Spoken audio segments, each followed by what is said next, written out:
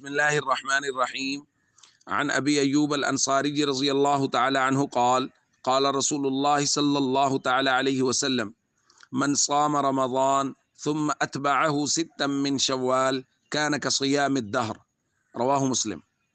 نبی کریم صلی اللہ علیہ وسلم نے ارشاد فرمایا، جس شخص نے رمضان المبارک کے روزے رکھے پھر اس کے بعد 6 روزے شوال میں رکھے تو وہ ایسے ہے جیسے اس نے پورا سال روزے رکھے۔ دوستو، شوال المکرم کے 6 روزے مستحب ہیں۔ صحیح احادیث میں ان کے بارے میں نبی پاک صلی اللہ علیہ وسلم نے تلقین فرمائی ہے، اور مسئلہ یہ ہے کہ ان کو لگاتار بھی رکھا جا سکتا ہے اور الگ الگ بھی رکھا جا سکتا ہے، یعنی عید الفطر کے بعد کسی دن بھی متصل بھی شروع کر کے 6 لگاتار رکھے جا سکتے ہیں، اور الگ الگ بھی 6 روزے رکھے جا سکتے ہیں جن کو شوال کے اندر ہی مکمل کرنا ہے۔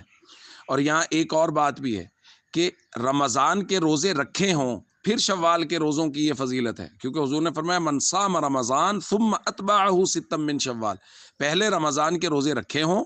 پھر شوال کے روزے رکھے تو اس کو یہ فضیلت حاصل ہوگی۔ ایسا نہ ہو کہ رمضان کے روزے تو بغیر اس کے عذر کے ترک کر دے اور کہے کہ جی اب شوال کے 6 روزے رکھوں گا تو پورے سال کے روزوں کا ثواب مل جائے گا، اس طرح قطعاً نہیں ہے۔ اس لیے ہم سب کو چاہیے کوشش کریں کہ شوال کے یہ روزے رکھے جائیں، اور اگر کوئی نہ رکھ سکے تو چونکہ یہ مستحب عمل ہے اس لیے اس پہ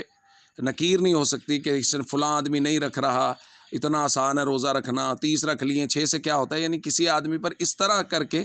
زبردستی نہیں کی جا سکتی۔ باقی شوق کے ساتھ، محبت کے ساتھ اس عمل کو ضرور کرنا چاہیے۔ السلام علیکم ورحمۃ اللہ وبرکاتہ۔